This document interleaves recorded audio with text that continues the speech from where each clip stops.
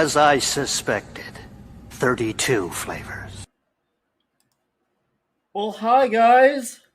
Sorry, things happen. The world is a real thing, and technology is a thing as well. Also, some human beings got to get that Air Force One rewatch. I was guilty as charged as well. Also had 3 delicious tacos and some quesadillas too. So I'm all eaten. I got the glass of whiskey as well. It's gonna be good. Hope everyone's doing well tonight. We see Nefarious stopped in here. Says he is dead tired. That reminds me of was it Commando where he knocks the guy? I was like, could you check over him? He's dead tired.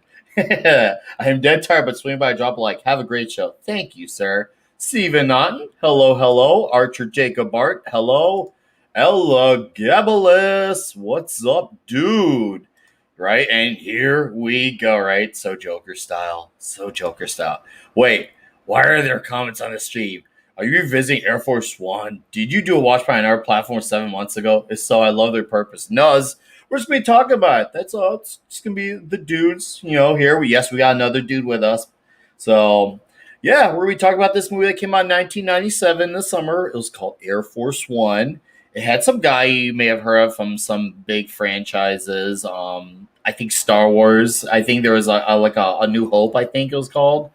And there's some guy who was he was in some archaeologist thing. Indiana Jones, I think. I mean, I'm sorry if anyone's lacking in knowledge on that, or The Fugitive. But yeah, he's pretty good in this one movie where he gets to be the president of the United States of America. And it's titled Air Force One. So, ladies and gentlemen, I'm going to introduce to you our awesome last minute addition, Mr. Tom Connors of Midnight's Edge. How are you, sir? I'm not sure why I'm here, but you sent me a link and I showed up.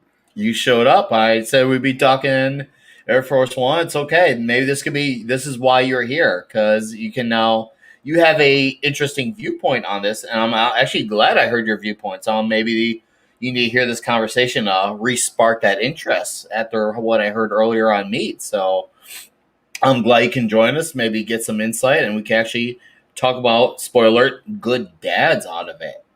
So glad you can join me, sir. It's going to be great. And we got another guy. I've had a lot of complaints on the webs that apparently I'm not inclusive enough, even though I've had Vigilante Williamson on. I've had 24/7 Fusion Media, Machini Draws. Everyone's just even my buddy Diego from Midnight's Edge Espanol, Latino Slant. I'm still getting all these complaints. All these complaints about not being inclusive enough. So I'm like, you know what? I'm going to go all the way with it. Tonight, we have a very special guest, an award-winning guest, might I add. He's won the first ever Quarter Black BET Award. I bring you Quarter Black Garrett. What's up? What's going on? I'm very proud to be the recipient of the Quarter Black BET. Well, the Quarter BET Award. There's only one award. There's only one me. So thank you very much, Mark, if you're out there. Thank you for making that for me. What a dope dude. And dude, I'm ready. I am ready to talk about Air Force One, and I'm ready to hang out with you, Nick. Because, dude, after we met in Vegas, bro. Yeah. Dude, your energy is off the charts.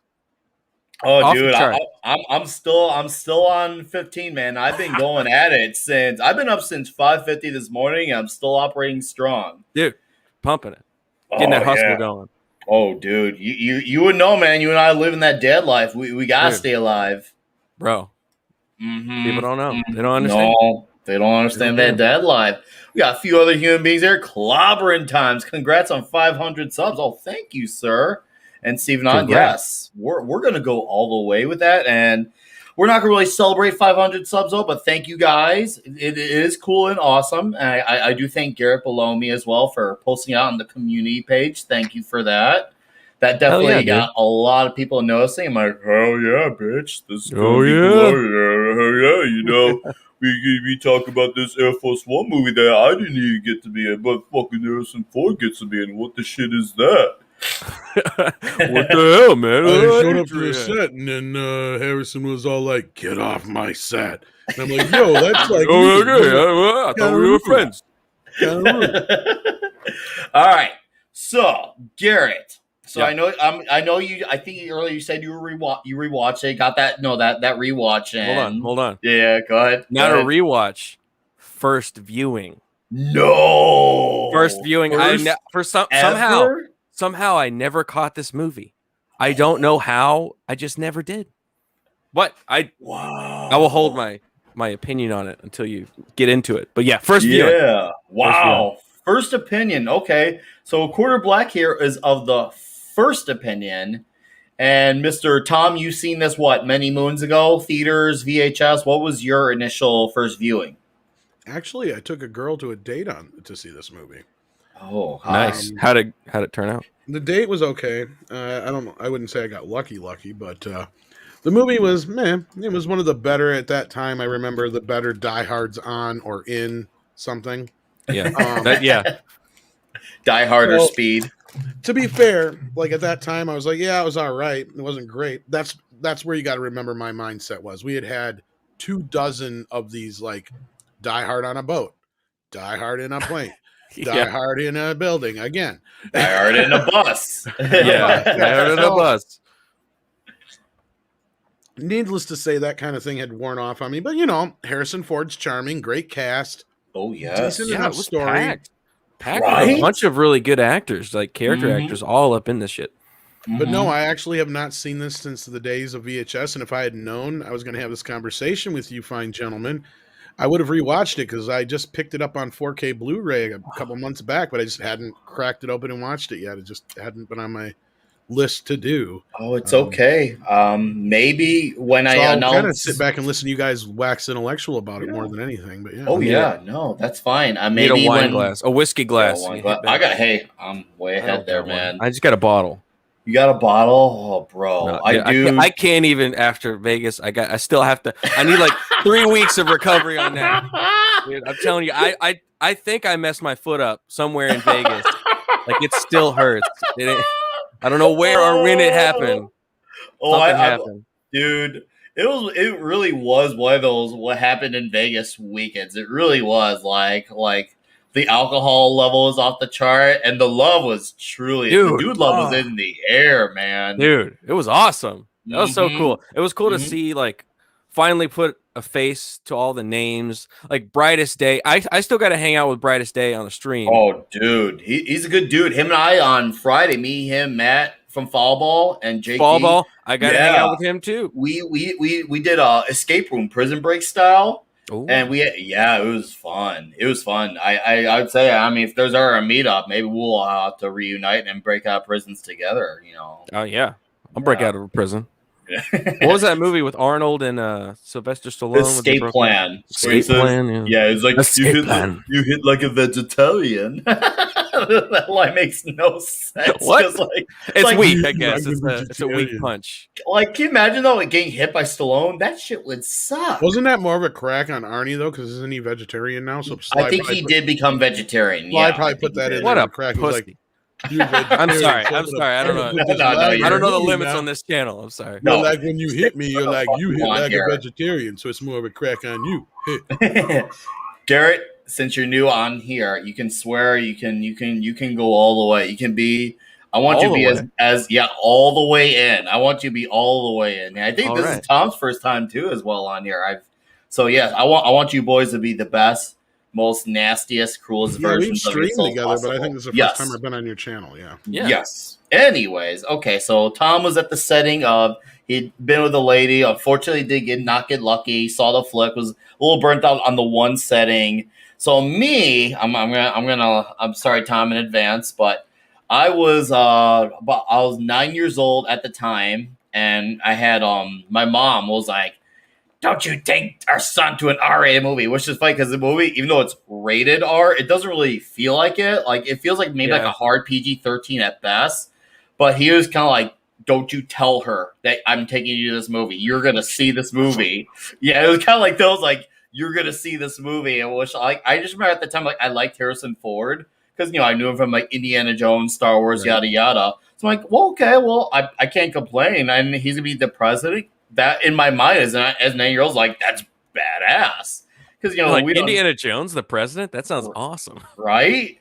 And you know, like at that time I had seen some things, but nothing like over the top. Like I had seen Predator, so I was like, I'd say Predator was now that actually made more sense for it to be R.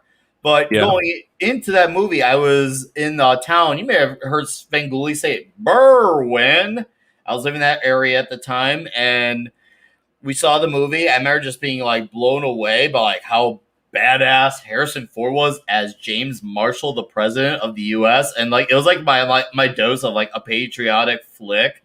Like my, You're like, my dad, dude, the music is like so Right? over the top, like patriotic music, like the entire time. Yes. I kind of miss that Yes. about 90s movies where they just like they aren't afraid to put the music in the front of movies. Yes. Like they just don't do that anymore. They just everything is No. like a quiet, somber, like a in the background. This was like boom, dun, Dude, dun, it was dun, heavy. dun, and like right in your face the entire time.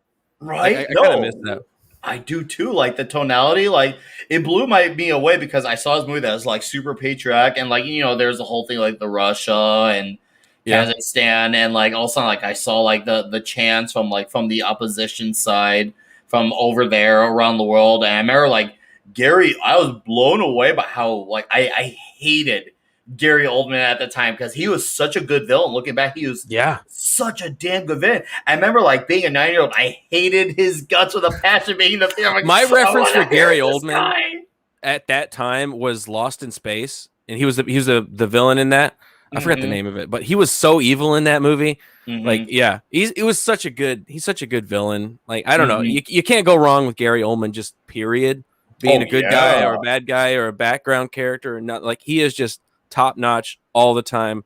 Like, he's just one of those actors like Anthony Hopkins that just like you're not going to get a half-assed role. Like he's going to come in, Right? give it his all every time. And he's just that good. Oh, I know. It's funny because when I'm glad you mentioned all that because by the time Batman Begins came out, I didn't even recognize it was him. I didn't even recognize. So he's Commissioner Gordon. Right. Straight up. He's Yeah. Commissioner Gordon, different voice, completely different method of acting, and you love him. And he's as a good Gordon. guy. And you like him. You Yeah. actually like him. Like Threw me and off. like I got out Batman Begins, which I saw in the theater too, by the way, in 2005. And I'm like, wow, I actually like the guy who's Commissioner Gordon. I looked up Carol and I'm like, God, that name sounds familiar. And I'm like, hold on. And I had looked Yeah. into his credits at the time on the You're like, AOL wait a second, days. So I'm this like, villain? hold on. You were the villain from Air Force One? What the Yeah. fuck? Because, I'm like, I'm still in teen angst mode, like in high school. I'm like, who are you? I hated you in Air Force One. What are you doing, being a good What are you guy? doing here? You're not Jim Gordon, Yeah, right. but you're so good at it. I'm conflicted. And I was so conflicted at this. I'm like, okay, but once again, the patriotism and like the badass villain, and I was already actually big into movies where it took place like a single setting for the most part because I had already seen Speed. You had it on the bus, of course, with Keanu Reeves and Sandra Bullock. Yep. And of course, this one preceded Phone Booth with Colin Farrell. Right, I yeah. love the one setting type of movies. So for Yeah. me, seeing it all happen on this plane, it made me think, wow, this airplane is one big ass plane because I had only been in an airplane at one point. I'm like, it was like just like a basic airplane. But seeing that plane, I'm like, wow, The plane is president's fucking airplane. ridiculous. There's like 3 levels to it. There's Yeah. a bunch of different rooms in each level to it. Like it was Yeah. how I would like to see the behind the scenes of how they broke down the set, like which sides they made and how they Mhm. like broke it up so they could film in different areas. Like there is really cool shots of them following characters through the whole, kind of like in the very beginning, setting up, giving the audience the look of, okay, this is what the layout of the airplane is. And I think they did it really well because I feel like it would be really easy to confuse an audience Yeah. with the airplane like so complex like that, but to take a character through it while he's walking through, and then at the end, bam, bam, bam, bam, and you're like, oh shit, oh here's where it's going, and it's popping off. Like that's why I was Yeah. wondering because I've never seen it, right? So I was like, Yeah. okay, I know what happens. I know the get off my plane and all that stuff. So like I know that Gary Oldman's a bad guy, and I know it's gonna come, and I'm like, Yeah. when is it gonna like happen? And then like you're following that Secret Service agent, and I'm like, wait, is this guy's he Is this kind guy a of bad guy? sketchy, right? You're Yeah, like, he what's seems a with little this sketchy. guy? I'm like, why are we following this guy? And then he just like gives the briefing to those other Secret Service and just turns around, bam, bam, bam, and you're like, okay, here we go. And then it just Right. doesn't stop for another like hour, and then it slows Yeah. down a little bit. But yeah, Yeah, it's a little bit. Yeah, no. And so we got create like it starts off, we get that awesome introductory speech, like with that whole line of it's time for you to be afraid. Like yeah, after rewatching that, I'm like, wow, I forgot how badass that line was. Cause I remember once again being in America, I'm like, wow, this president's so cool. That being the president's like you get all these people who just need to talk to you, and also you get all these crazy like terrorist guys, and you're like, holy crap. Like I actually like felt, wow, these guys are really dangerous, and they were really clever with how they got on. And I just remember like being 9 years old, the phone call, like, this is the president. Pick up. It's like connect the call, connect the call. connect the call. Like, and he's like, I'm gonna. This is a federal complaint. What the? Oh yeah, sure, you're the president. Hear that all the time. Yeah, and it was my first time I had seen like I guess you could say what a depiction of a terrorist would be, and once again Gary Oldman being super convincing. He actually lived up to his word of doing the deed of taking someone away every half hour, and me as kind of like wow, like even though I'd already seen Predator, this guy in some ways was more intimidated because he lived up to his word. He had no limits, he had no heart.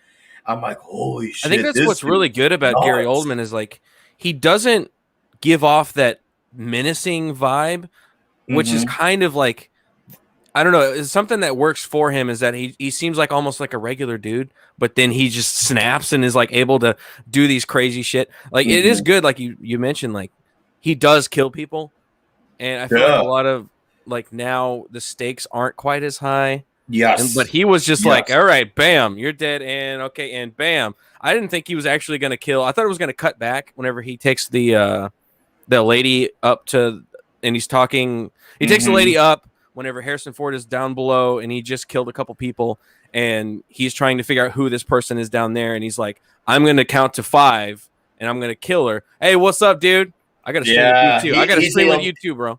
He's gonna be joining me Friday night later this week. Right after your thing finishes on FNT, him and I are gonna be doing a comic book panel on our dream team ups. Hey, and I got a lot of streams to do now. Right, we met everybody. I'm like, we got to do a bunch of streams. He pulled her up and then he just like shot her and it cut away. It didn't actually shoot. Like it didn't show the shot. And I was like, oh, it's gonna cut away, and he like didn't actually shoot her. And like, no, they drag her ass away. He killed her.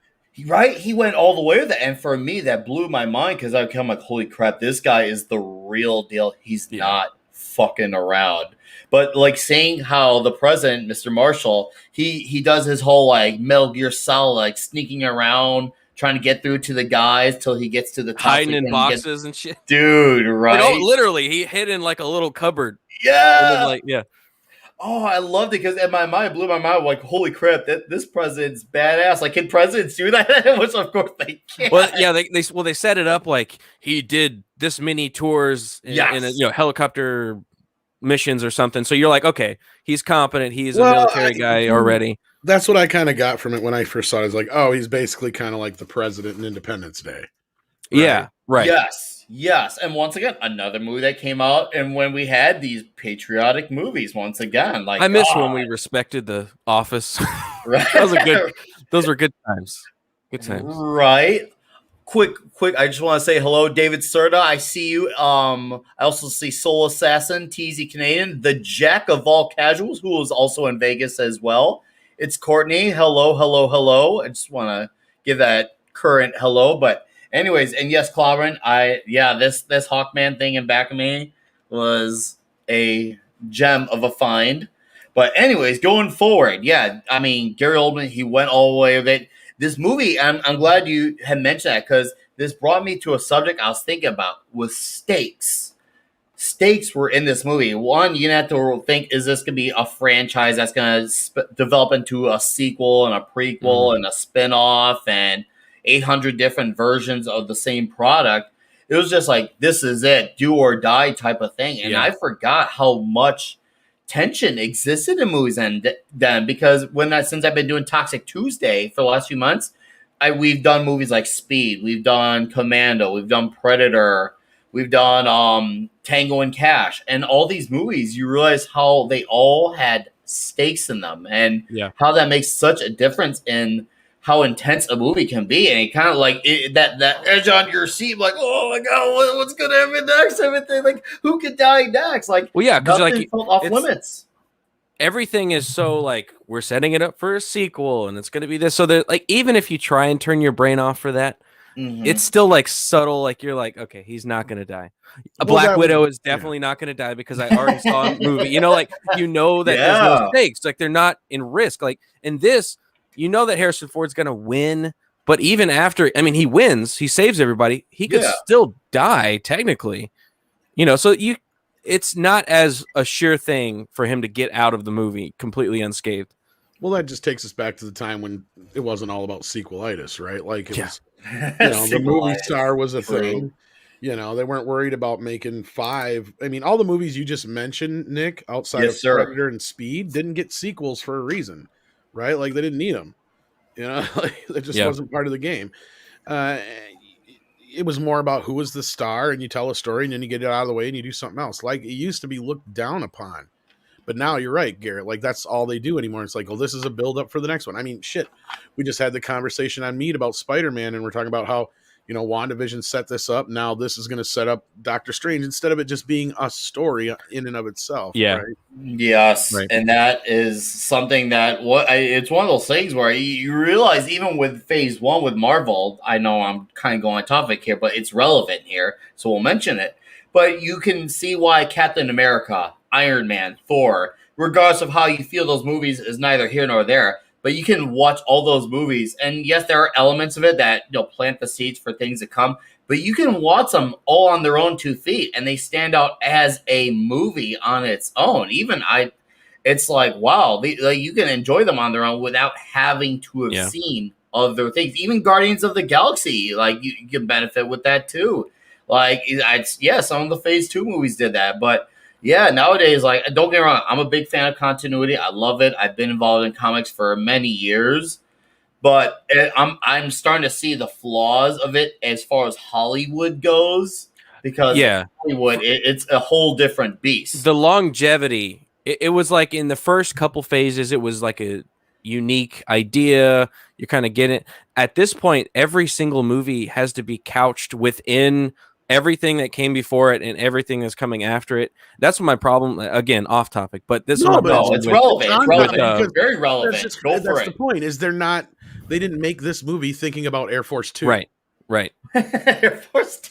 That sounds Yeah, like what I was such a saying was bad like, rate. that's my problem with the Spider-Man movies is that they are so reliant on all of the other world outside of the Spider-Man movies, and that's what made the original Spider-Man movies so good because it was just Spider-Man. There's no other heroes. It's just Spider-Man. He has to get out of whatever situation it is Yeah. on his own, and that's what the problem with the new ones is. Like he's relying on Iron Man, and then also Iron Man, and then now in this one, Doctor Strange. So like to go back to it, it was good in the original Sam Raimi ones because it's Yes. just him. And that's what's so good about having like these standalone movies is like Right. we said, you don't know if he's going to get out of it. Exactly. And there's nothing outside of this one story. And this is it. Like, this is what matters right now. These events right here and nothing before. And we're not trying to set anything up for later. This is it. Well, of course, we all know we would have loved. It's his second term, but this time he's doing it on his terms. Air Force 2. They totally set that up because it was his Get first off term. my plane again. And they could have written it off and said Gary Oldman didn't actually crack his neck on the way out. Like, yeah, right. you're like, The way he's he's wearing like a alive. neck brace now. It's a bionic neck. That was your brother. Oh no, it was a My clone. twin brother. It was a clone or something. It would be Yeah. like it was a clone or alternate dimension Gary Oldman. Ivan, because he's Ivan in this movie. Right. Alternate dimension Ivan, or like maybe they did some Like special Kazakhstan surgery. scientists put me back together.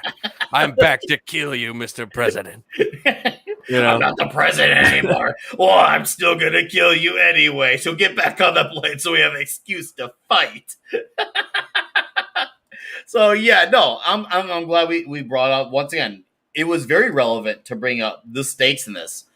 I want to bring up the tonality now. The tonality, like it has this bridge between super patriotic and very tense, and it works. The balance of the two weighs out because it kind of feels like a country hanging in the balance type of thing, and the weight of it was just like holy crap. Like it also like once again, I'm 9 years old at the theater seeing this. I'm like holy crap, this could actually happen because. Believe it or not, Garrett, I'm not sure if you know, Air Force One, or at least I don't, to my knowledge, then when the movie came out, I learned this when I was a kid. Air Force One didn't have an escape pod. Maybe they added it since then. I don't know. Is that a real thing? Whenever that happened, I was like, "Is this a real thing? If I can drop down like a fucking astronaut?" Like, can you imagine $1 a day. I need you to add an escape plane. That was really cool. I saw this great movie. It had Han Solo in it, and there was an airplane, and Gary Oldman was in it. Yep, I need you to add. It's going to be very good. It's going to be very good. Killed the guy. Totally. That movie with the it's going to be really cool. I want guns. I want guns everywhere. Okay. In the title, lots of them. I want the best. It's guns. Like the best. Something like that. Get those AKs out of here. I don't want any of those Rusky guns. Get those out. Okay. It's a great movie, though. It's a great movie. Anyways, I digress. I need a pod. I need an escape pod. Okay. But if that was me in the movie, it wouldn't go so long. The movie would only be like a half hour long. Yeah. I would have killed them all. I would have killed them all within 20 minutes. Mm-hmm. I do like it at the beginning of it whenever they just like start opening machine gun fire in an airplane. Right? It's just like no bullets hit the outside and just went out and start sucking people out of the windows and stuff. Like it was so over the top. That was the day and age of movie magic. But go ahead, Tom. Yeah, you don't even think about it. I vaguely remember when this movie came out. I think they were pretty accurate to like one of the older Air Force Ones, and then like part of it was like made up shit. But like I think they did get some cooperation, but I only vaguely remember that from the time the movie came out. But like, yeah, I mean, it was a very pro-American, because you were just saying that, Nick. Like, you know, it had a really great pro-American message. But we also have to remember the time period this movie came out as well. Oh, yeah. Who was president at the time? I think Clobber time brought that up, too. He did bring that up. This was a year before the Hillary thing came out with I did not have sexual. That was 98. I remember, because that's when they put out the watch. I don't know how good your memories are, but they put out the growing nose watch. It was summer of 98. That's when he did the confession. He's remember. like, I did it. In January, he said, I swear I did not have sexual relations with that woman. And then in August, he did the deep confession. I did it. I did it. I did it. Fellow Americans, I did it. I did it. Score. Nobody? Okay. And it got her out of the country too. Like, she's not been. Well, let's not get down that route. It was right before it.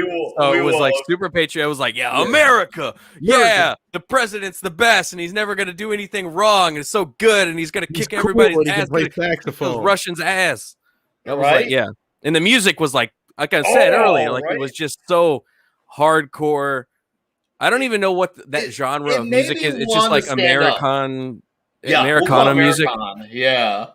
It made me want to like stand up like, yeah, like it was just like so hardcore. Oh man, the music just like it made you feel like this is my country. Well, and you know what's sad about this is, like, you know, at the time when this movie came out, I was a bit snobby on it, but you know, in retrospect, I'm sure if I watched it now, I'd have a good time, right? Like, because in comparison with what is out there now, and I'm glad you brought up the soundtrack, Garrett, because there's so many movies nowadays that don't have memorable soundtracks at all. Not at all. I think that's just how they make movies now. They don't put, for whatever reason, the style is to just not put music in the forefront. Like you can see it a stark contrast between the prequel Star Wars movies and the sequel. We're not going to talk about any of the other stuff. Just the music and the score alone. In the sequels, it's so subdued and in the back. Like every once in a while it'll pop forward because it's a Star Wars movie and it needs to. But a lot of the times it's just kind of quiet and it's not as like in the forefront as you would want. And I think that's just a Hollywood stylistic choice now, is to just not do that. And I don't like it. It's buried in the mix. It's kind of like if you're making like an album and you put the vocalists in the bury him in the mix of an album. It's like, yeah, sure, that may work for like a doom rock album where it's more about the stoner vibe riff. But for most bands, you gotta have the vocalist who, once again, is the voice. And a lot of the music, in some ways, is the voice of the setting and the tonality. Well, you need to use music in film is to kind of tell you how to feel about whatever scene it is, right? It's you sad music, you've got intense music, you've got suspenseful music, you've got big bombastic epic music. Mm-hmm. Nowadays they just kind of do that, but like you said, it's buried in the mix of everything else, and it's very kind or of quiet. It's something like the Hans Zimmer stuff with like. Oh God, I'm so sick of Hans hate Zimmer. That. Fuck, I used to love Hans Zimmer from like Batman, the Dark Knight trilogy, and then it just like God, so fucking. It's like every song is the same. Dude. Honestly, that's part of where that started, because I remember people were going, "Oh, I love the Dark Knight score so much better than the old Batman score," and I'm like, "In what world?" Because like I remember watching, exactly. I remember watching this documentary about Zimmerman doing the score, and he's like, "It's like a room full of drummers," and I'm like, "Yeah." It's because it is. It's like they're all playing double bass, doing like the blast beat or gravity blast even, and like there's a and you can almost see the transition in that style where everybody was obsessed with that type of music and like the subdued music. In Batman Begins, he has a theme. It's more in the forefront, and then like Dark Knight, it switched to just like you said, like more noises and drums. Yes, more drums, more percussion, more of that. Theme is just like it's one note. Yeah, it's like a saw dragging across the fucking violin. It's Which just, I did like it at the time, and I'm sure it still works now. But like every single movie does not have to be that, and it kind of makes everything the same ish. It does. It does. It makes things blended. And that once again, you mentioned it's one of those things where it's like they see a movie succeed, and then they're like, okay, we need to play copy and paste. And do that, because, like, don't get me wrong, I enjoyed The Dark Knight for what it is, even though it's basically more of a Joker movie than a Batman movie. Right. But then Warner Bros. Saw that, like, every DC hero needs to be like this. And then, like, try doing that with Superman, with Man of Steel, and it backfired on them. And then Zack Snyder doubles down and makes every hero like that in Batman, Superman, Justice League. And it's just like, I've always said to people, if I read the dialogue from those movies without knowing who the characters were, I could have swore it was almost one character speaking in the entire movie, because they're all somber, depressed out of their fucking minds. They all hate the world. So like, and this what makes this movie once again that much more favorable. Everyone really truly has their own voice. The president has his voice. Glenn Close, who's the vice president, she really has her own voice. She's like, she's the one who's conflicted on the decisions of what she's got to do, what she's got to make. She's got people down in the office who are like, you got to make this decision, this decision. She's trying to hold on to hope that the president's going to come through. You've got the wife and the daughter. Of course, you got Ivan, and you got his terrorist who with him. Like, everyone has their own voice in this movie. Even the bad guys all have their own voice. You can all tell who's who. Yeah. You got William H. Macy as the aide guy. You got Dean Stockwell in there as the defense secretary. I mean, yes, it's a great cast. It's a great. I'm gonna go through it. There's just so many good character actors. Right, there is so many of them. I'm looking at it right now too, but yeah. Well, you had I can't even pronounce it. Jürgen Prochnow. He played the bad guy in Beverly Hills Cop 2. He didn't even have a fucking word of dialogue in this movie. I was like, I wanted him to say something, but yeah, he's another great actor just right there. Yeah, the guy that wants Peter Parker's Rent. Yeah, the Rent. Yeah, he's in this movie. I forgot he was in this. When I was watching earlier, I laughed like, "Oh, it's the Rent guy." The Rent guy. Somebody, I tweeted out because somebody did a Photoshop and put his picture over Doc Ock, and I was like, "Rent," and then somebody in my mentions said Air Force One, and I was like, "What? How do you? What? Did they really?" What? Yeah. I was like, "Do you know I'm going to be on the stream?" And it was just like, it just happened to be a coincidence, but it's just funny, dude. That guy's. Yeah, you got him though. Of course, you got Glenn Close. You got Gary Oldman as well, who's an excellent villain. Like, and Paul Guilfoyle, and you got William Macy too. He is a very noticeable face at that time. Like you had all these. It was a lot of names in this movie, and of course Harrison Ford being President Marshall. You had all these names, but I once again the voice. Everyone really felt like their own distinct, unique character. I read it as a book adaptation. I really feel like everyone really would have their own voice because when you read a book or a comic, you hear a certain voice for people, and that's something we can't get right with the Zack Snyder age. Is like everyone just sounds and acts the same. And what I liked about it, like you said, that all the characters had their own voice, is like I what I like is they even set up like little characteristics for the bad guys. So like even little side bad guys like henchmen will still have their own little quirks that will like carry through. Like that guy that says that they had like at gunpoint. He always did like that same exact cadence. So like even his characterization was like consistent all the way through. He wasn't just a faceless goon in the background. Like he kind of like carried his character through, and all of the little side henchmen had that. Another thing, like Die Hard is like those. It had that same thing. Die Hard, all of the henchmen, they were characters that you recognize, and whenever they got killed, you go, "Oh, that guy just got killed. Oh, that guy got." They're really diverse in Die Hard too. I'm trying to remember how diverse they were. Like in the Asian dude. There's the black Yeah. guy. There's the black hacker. There's the German guy that don't die. His brother. His brother. Yeah. Every you knew though who they were personally. Even if you didn't get their name or like because you're absorbing a lot of things at once, you knew at least who was who, and every character it kind of like had a good sense of what I call video game mode, where everyone felt like an obstacle. Everyone was for Harrison Ford, the present. Every guy was an obstacle because he had the guys down under. Then he had the guys he was trying to get up through the stairs. Like that first guy after he comes up and that guy's like walking there and he waits for him to turn, and then there's another guy coming under while he's over, and then he's got to like wait for him to turn around, and then he goes around the corner. Yeah, you're right. It's like every little henchman is perfectly situated to be an obstacle that he has to like overcome and overcome. And he gets a gun, and then he gets it kind of like it's like a video game thing. It's like he doesn't have a gun, then he has a gun. Then he moves on. Then that's like a video game too. Yeah. And like even like if you think about it, Ivan, he was like a video game. Like if you have X amount of time, otherwise I kill another character. That's video games. It's that. Too. It's that. Like holy crap! Clock. Well, we haven't even talked about the director yet, Wolfgang Peterson. That's what's funny is it's a very patriotic film for America, but he's a German-born director. He was maybe it's appreciative. Most well known, of course, for Das Boot. Yes, Das Boot. Never Ending Story. Enemy Mine was a favorite of mine of his. Never Ending Story. Yeah, he did. Enemy Mine is a great one too. And then he also did In the Line of Fire with, I believe that's the one with Clint Eastwood, if I remember right. Yeah, I actually just watched that one not too long ago. And then, of course, he also did Outbreak, and then this film, and then after this, he did Perfect Storm, Troy, and Poseidon. I like Perfect Storm. He hasn't done anything since. Well, Poseidon.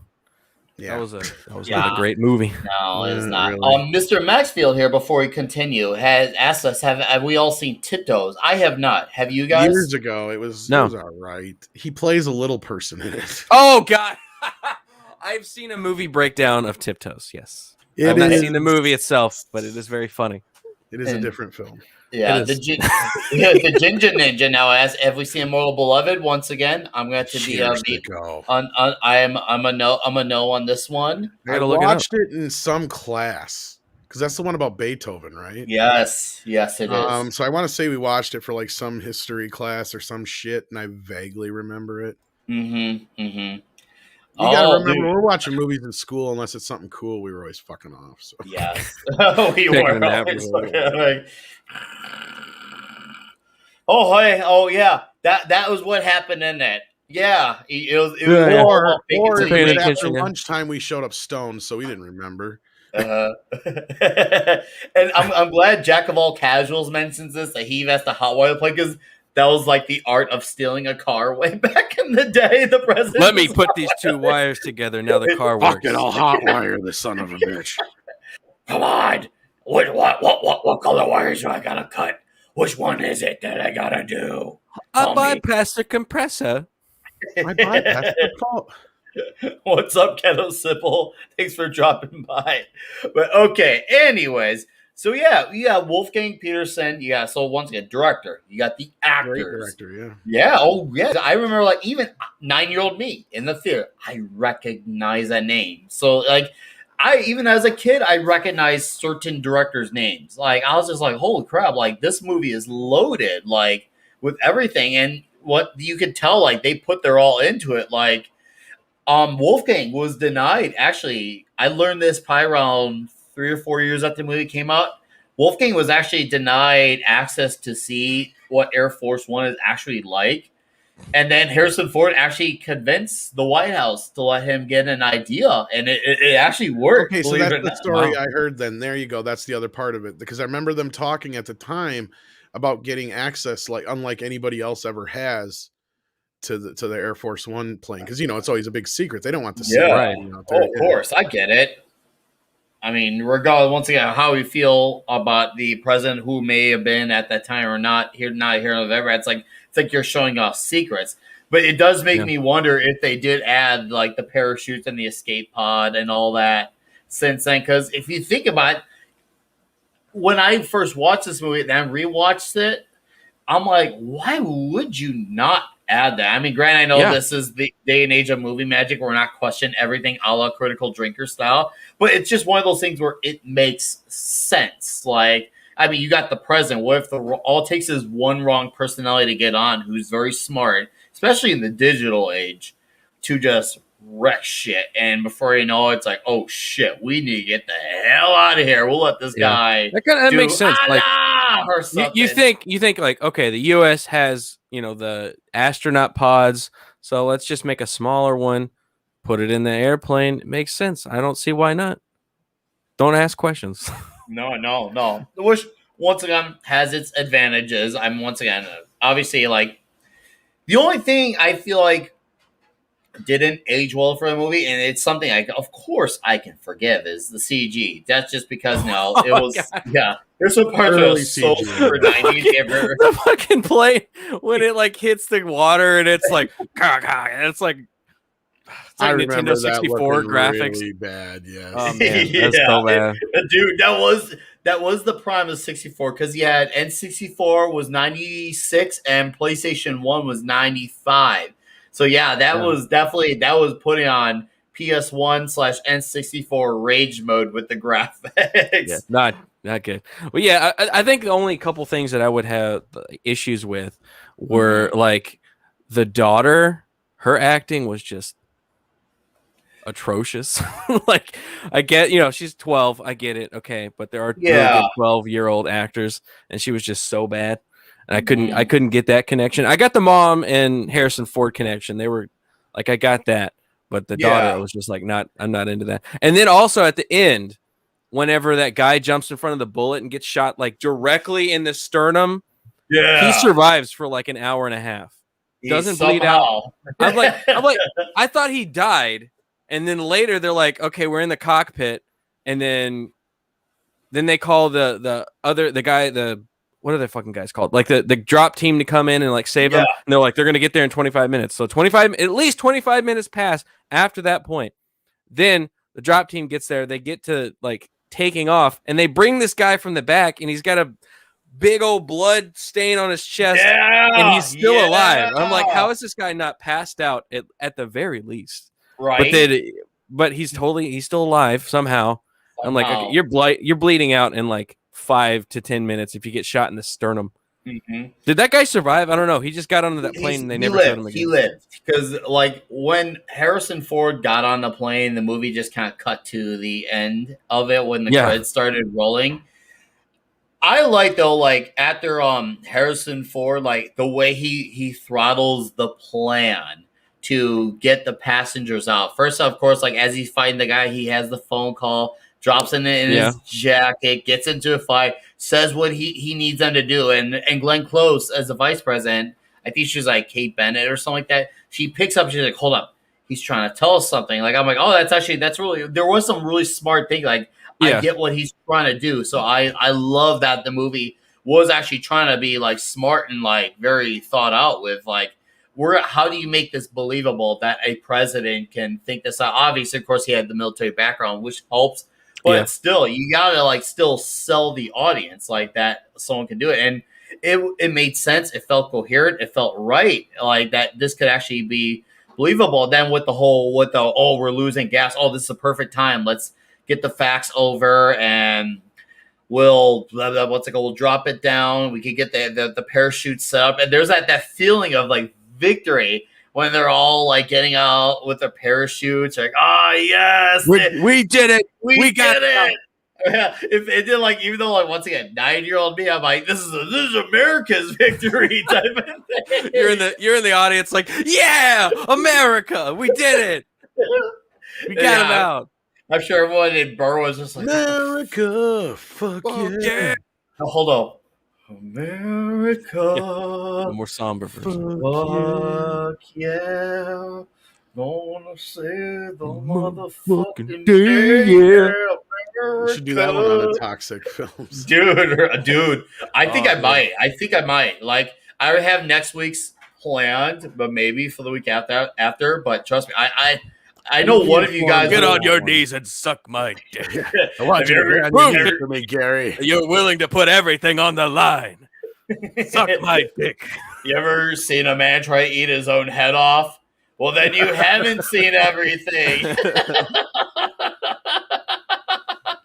Oh, man. Freedom Golden Buckle 5. Okay. Clobber Times here. Are you sure they didn't rip the pod idea from Escape from New York? Okay. Clobber, maybe they did. Here's the funny thing. There's been more movies that have an escape pod in Air Force One, but I guess it doesn't actually exist according to Wiki. So lame. We'll see. That's an easy fix. I doubt that's true. I bet you there is one. There's gotta be. Guaranteed. There's gotta be one. It's gotta be one like Batman Forever where he sits in a chair and he just like presses one button and it goes down and he's like, yep. It's gotta be like that. So yeah, you got the plan with the gasoline, and also you feel victorious. You're like, oh my god, he got all them off, and then you get to that moment where Ivan gets the president. Like, oh shit, like he's got him, and you feel the tension in the room moment, like the wife, the daughter there, the president's there, Ivan, release the prisoner type of thing, and that guy Ivan. He does a lot of barking in the movie. Like, if you remember in The Dark Knight where Harvey Dent couldn't stop screaming, Rachel! Like, it reminded me of Ivan. Everyone's like, Rachel! Yeah, everything was a scream. It's wrong interesting you bring that up. Like the that kind of break, the pacing of it was kind of I liked. Was it at the beginning you have the setup where like you're establishing who he is, everybody he's a good president, he's not mean, he's like kind, and everybody kind of enjoys and likes him. Then they take off, then all of the action stuff happens, and then you think he got away in the pod, but he didn't. He was still on the plane, which you knew he was going to be. Then you go through all this like you said, Metal Gear part of the movie where he's sneaking around. He eventually gets all the hostages off the plane, so you're like, victory, we made it. Nope, got to go back. Now they've captured him. Now it's just like the 4 or 5 of the last hostages, including his family. Then you've got this dynamic of that like section, and then after that, you've got like you fight him. He kicks him off. Get off my damn plane. Kicks him off. Then you're like, okay, we victory again, right? Nope. We have to land the plane. What are we gonna do? Oh, we can't land the plane, so now we have to get these paratrooper guys in, and then you've got that part, and then the whole time you're thinking, I know this guy's a bad guy. I know this guy's a. When is he gonna pop up? Like every time you keep thinking, well, you already know at this point because in the beginning after he shot that guy, and then he kind of like wades back into the background, and he's kind of just there, and you're like, oh. Harrison Ford just gave him a gun. Now he's going to turn on him. No, he doesn't. Yeah. It keeps going. And it kind of draws it out. And you're like, when is he going to turn? Because you know he's going to turn. You're ready like, for it. When is it going to happen? It's like the last second. I do wish they kind of explained why he was working with them or why he turned or like why he was such a zealot. Because like if I was him, right, you got away with basically trying to kill the president. because the president didn't know you had turned on him. The Yeah. paratroopers didn't know. The general there, he didn't know. Mhm. So why would you then pull out a gun and then try to shoot him at the end? Like, I wish there was like a little bit of a reason if he was like, I am a sleeper agent or I have some kind of connection to like why, because he Mhm. could have just taken the ride and gotten off the airplane and been totally safe. Yeah. But that was the only kind of like kernel of I wish they kind of gave a little bit more information on why he was working with the radical guys. Yeah, if I were to have added anything, that probably would have been the one thing. I mean, I don't say for me, I don't feel like it needed to be there, but would it have helped? It would have Yes, benefited. it would have helped. It would definitely would have been an asset. We could say. Yeah, It I would think have it been an totally works asset. without it. But yeah, Yeah. it would have been it would have been nice to kind of understand why he changed sides. Yeah, just just a little more sprinkles on the cake. That's all. Just a little extra sprinkles. It would make it more add a little more flavor to the story. So yeah, I do see where you're coming from. And I'm glad you brought that up. But it's one of those things where he's bad business, and it's funny because he does all his movements with his eyes. Like you see him paying attention. Yeah. He's kind of like doing the lurk in the shadows, like type of thing. And Yeah, and he the movie keeps him in the back. yes, He doesn't have like a real shot until the point whenever Harrison Ford is like flapping out the back and he looks at the other hostage guy and kind of gives him a head nod to go help the president. That's the only time the actual movie itself reminds you, oh, he is still a bad guy, is that one moment. And then it kind of is like fleeting and then he kind of wades back into the background again. But the whole time, like if you're paying attention, you're like, when is this guy going to turn? I know he's going to do it. When is it going to happen? Mm-hmm. I think they unfolded that really nicely. It was almost like they had two villains. They had Gary Oldman, which after he got dispatched, you were then like, okay, now the villain is this guy. Yes, And what's going to happen? Yeah. And I'm glad you mentioned that because Gary Oldman, he had like a big bad thing to him, a persona to him. He had the big bad. In most movies, that would be the end. That would be the end in most movies. They'd be like, all right, we're done. We killed the We're bad guy. done. We're good. But it keeps we'll going. fly in the ship happily ever after. But Yeah. like, oh shit, your ship's about to land. We gotta get you guys off. Like, we got some issues here, guys. We gotta get you out of here, man. Your plane got struck down pretty good because he's got all the flight guys trying to help him off because they were supposed to hit a destination. They didn't hit the destination, so there was expectancy when they're like, no, don't let the guy out. And the guy gets God, I can't remember his name already. He had like a weird name to him, but he got shot the shit of and they're like, stop, freeze, or we'll shoot. And then he gets shot out as he's trying to rush out of the prison because he was like, oh shit, just let me out. And I remember like at the time I didn't know what those anthems were, so I'm like, whoa, this feels really heavy. Like they're laying out like a prisoner. Like it felt heavy to me. And once again, 9-year-old me, like pre-puberty, I'm like, oh no, what are they doing? What's happening? I'm kind of scared.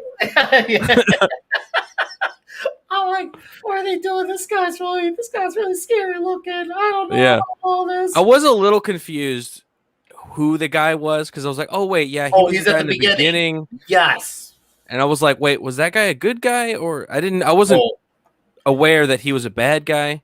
I guess maybe it was like the current political climate of the year, but I didn't know who this guy was. Yeah. It was the climate at the time, A, B. A lot of the dialogue earlier in the movie, it's kind of like not blinking, you'll miss it, but if your ears stop hearing for a second and you'll miss it. They made it very clear who he was, and like he was wanted. He was one of those guys who was completely wanted, and they finally got him. Maybe just because they just mentioned him by his like Russian name, which I'm like, you say a Russian name, I don't know. Like you say Kalishnikov, and I'm like, I don't know who the fuck that is.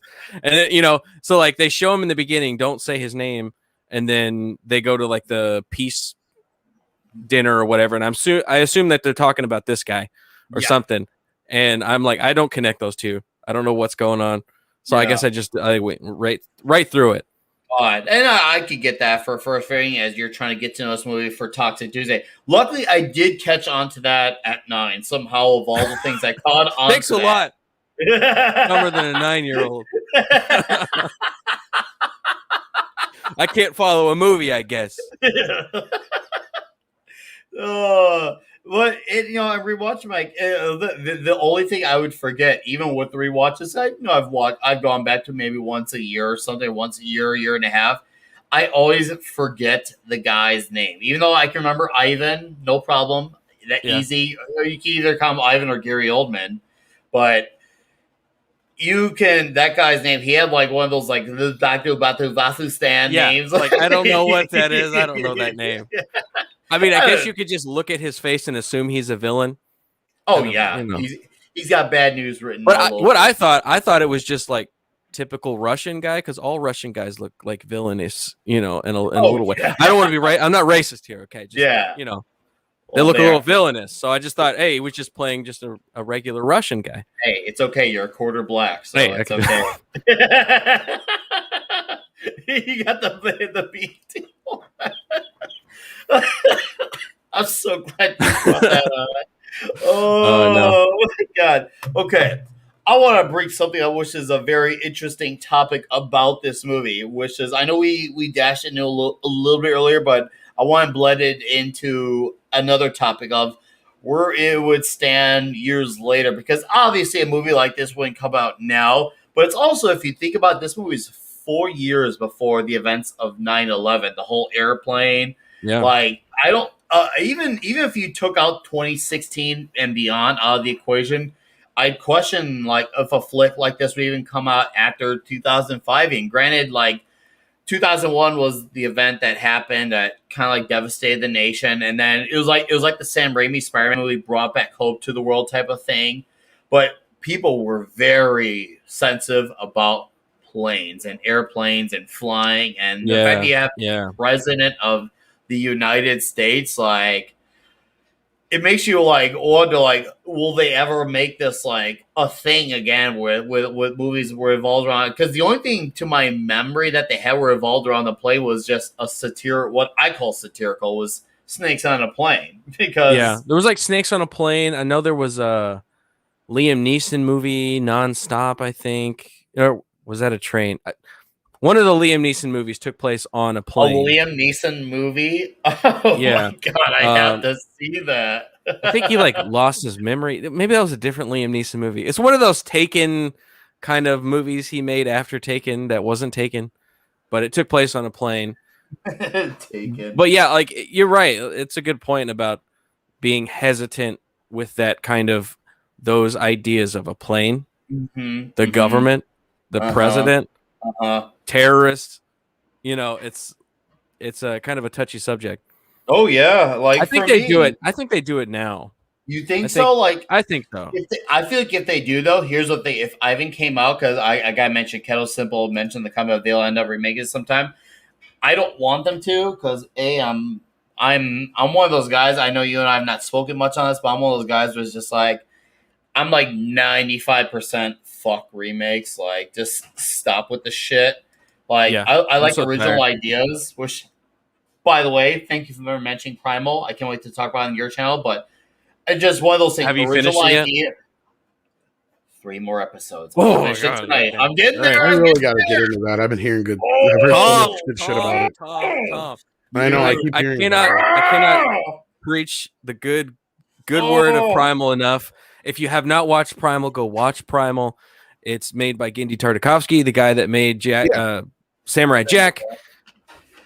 Go watch it. It's one of those shows that has been on my list. I just haven't got to it yet. Dude, bump that up. Bump that show up. Bump it up. I'm going to back quarter on this one, because granted, I got 3 episodes left, which 1 or 2 I will watch tonight. So yes, Garrett, we will talk about this sooner, much rather than later.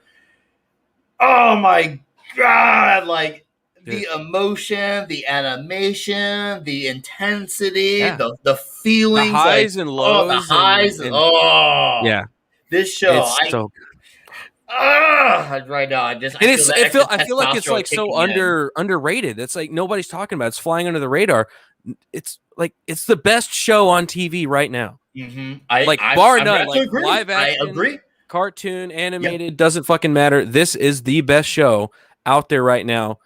And nobody's talking about it. That's why I always like to talk about it. Primal, go watch it. It's on HBO Max. Legitimately agree with you, Garrett. I really, and that's not. I told you. Dude. No, you. I told you. You told me. You told me in Vegas, like, this is the one. I'm like, okay, I'll check it out. I'll see. You had a convincing argument because every now and then someone can say check it out, and they either You're A like, don't get to it or they don't get to it 5 years from now. I made that the very first thing to watch because of how convincing you were. And dude, I got my girlfriend on it too. She's hooked too. So like her and I are hooked, and like we're on an urgency. Like we have to finish it. We have to finish Yeah. it. We're already planning our rewatch. We're already planning. I want to rewatch it. So that I wanna tells rewatch you everything. When she's like, we gotta do our rewatch. But anyways, Yeah. Air Force One. Oh man. Oh, I don't want to see this remade. Not even if the climate didn't become what it is. Like, let's go to hypothetical world. The climate didn't become all this madness that it is today. I still don't want this remade. I mean, yeah, I'd like to see a patriotic flick. Yeah, I'd like to see a badass military guy who happens to be president, or even vice president, or just military guy in general kicking terrorist ass. I just would like more authentic ideas, and that's why I feel like once again Primal is slightly off topic but relevant because of Primal was an original idea. Yeah. I want more original ideas out there, and maybe you could say you could take influence from Air Force One. Sure, there's a difference between influence and straight plagiarism, obviously, and I wouldn't mind a movie that has Air Force One influence. I'm all with that. That's fine because there's a lot of things you could borrow loosely and say, hey, this movie Air Force One played an influence. I'm saying this word repeatedly on our movie. I know It's the alcohol kicking in. I'll admit it. Right? Okay. Like okay, cool. Oh, I can see traces of that. You got the one-liners with the "get off my plane" type of stuff. Like, and that makes sense. I like that. Like, I want movies to stand on their own 2 feet again. And that's not to say let's just dismiss universes all like over again. Like, if Marvel were still like cranking it out, maybe I would sing a different tune, but everything does not need to be a sequel. Let Air Force One stand on its own the way it did. Leave it alone. And I'm glad Soul Assassin mentioned Independence Day, because Independence Day, what's it called? It did not need Resurgence or whatever it was. We don't need no resurgence. It was during that like Divergent, Resurgence, Insurgence. Yeah. It was weird tagline titles of that era. Like even like I'm assuming you've seen Demolition Man. I love Demolition Man. Hell yeah. Stallone and Snipes, right? Like fucking awesome. Yes. And you go into those things and you're like, okay, cool. Like, great movie. Once again, we don't need more of that. Like, there are some things where it's just like, leave it the fuck alone. That's what I kind of like, that all of the movies that are coming out these days just suck and they're not doing very well, because it just means that hopefully everything will just burn down. All the franchises will stop making money and people will stop remaking them and making sequels and prequels and shit. And then they'll finally start going, okay, maybe we need to make new shit because the old shit ain't making money anymore and we ran them all into the ground. So now let's make some new shit again.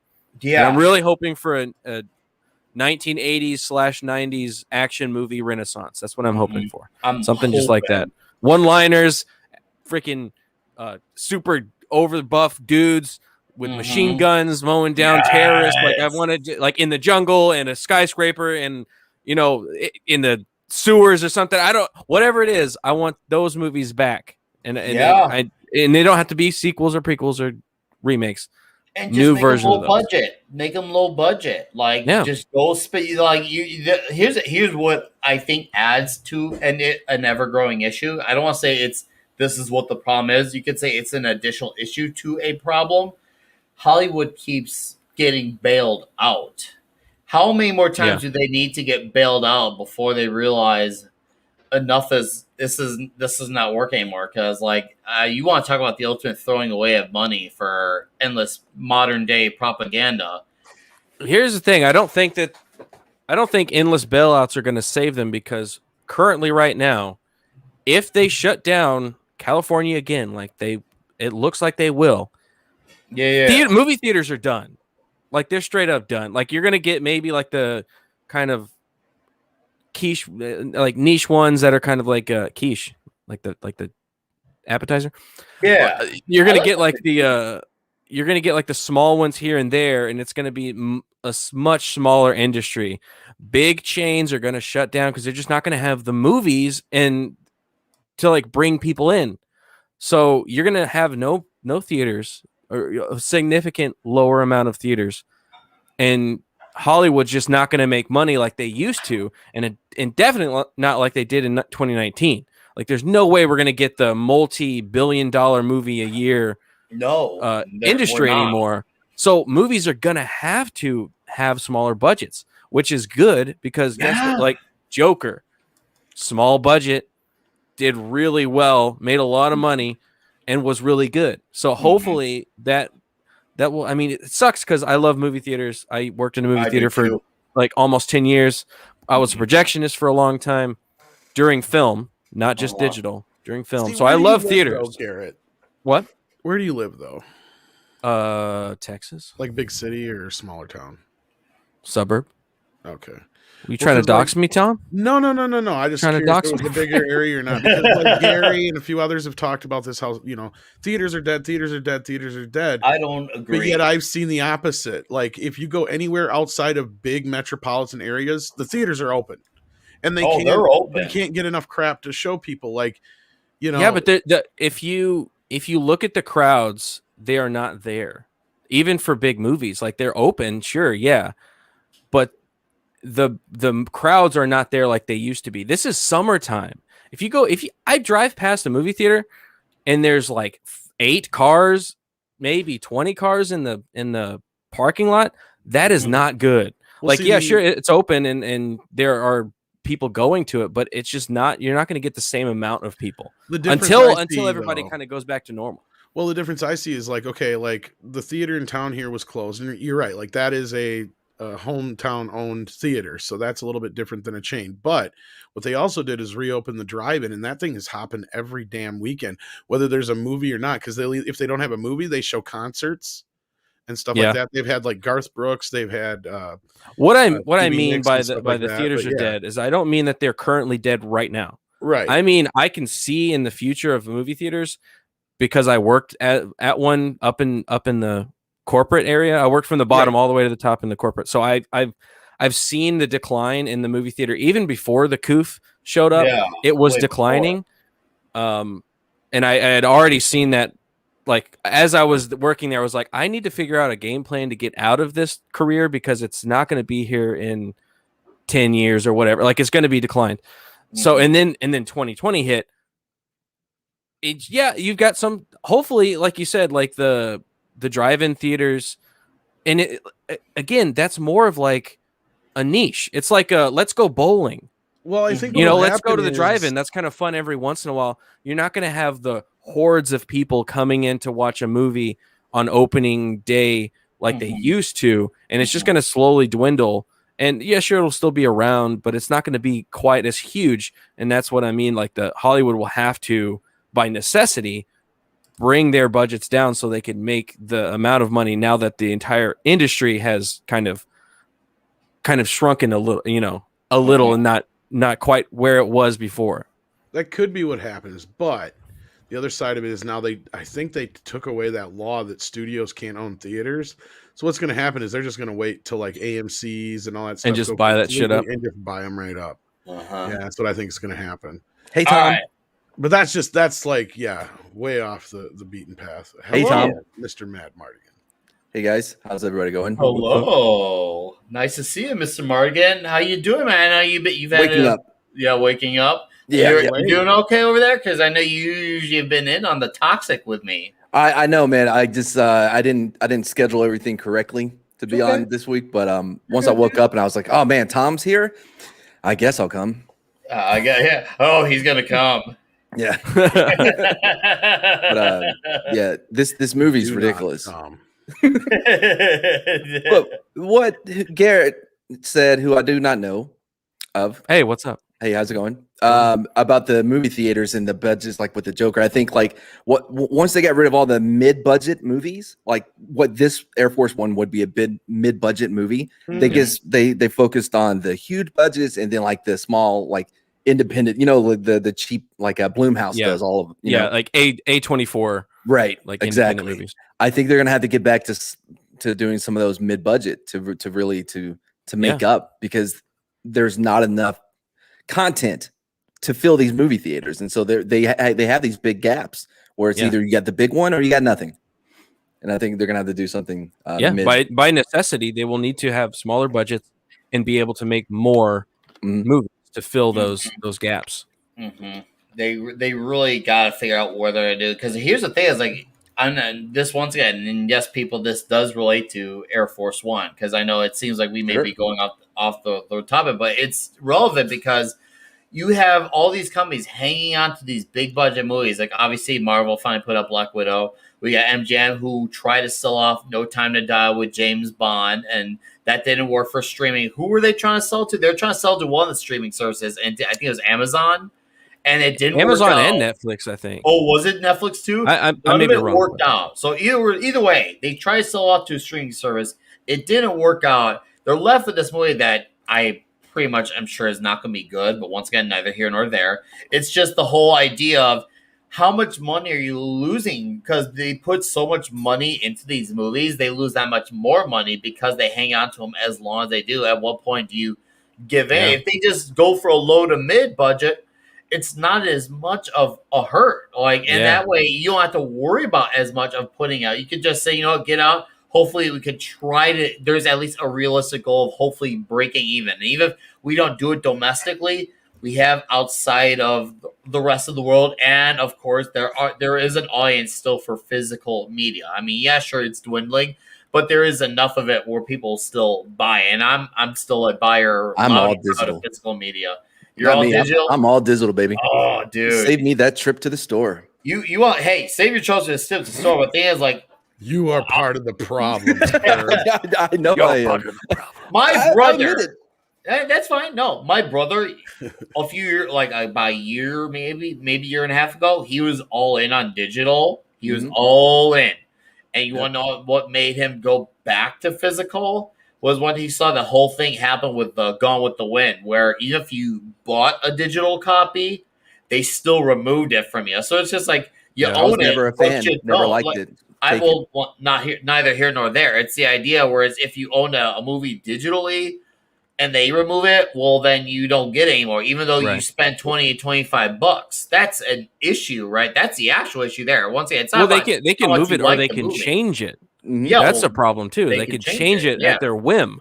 Or and it's like disclaimer. I bought, say I bought the pre-special edition Star Wars movies, and then all of a sudden somebody comes in and starts fucking changing shit and adding McClunky and shit into my movie. You can't do that whenever I have my VHS or my DVD or my Blu-ray. But I understand you. I understand. I'm like, I would like to buy everything on physical, but it's so fucking convenient just to have it on digital or on a streaming service. Yeah, like it fucking sucks. It's like the devil. He's like, it's so convenient. It's like, just Look, it's just a streaming service. You don't need it. If there's something in the movie that my overlords don't think I should watch or see, then okay, I'm all right. That's fine. Just continue to allow it to be easy for me to consume. Change what you want.